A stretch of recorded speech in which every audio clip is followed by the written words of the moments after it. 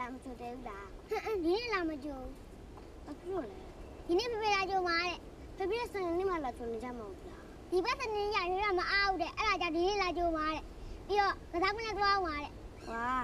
မလိုက်တာမလိုက်မလားလိုက်တော့ပါအောင်မောင်လေးပေါစီမမချစ်ပါမမချစ်ပါကိုရော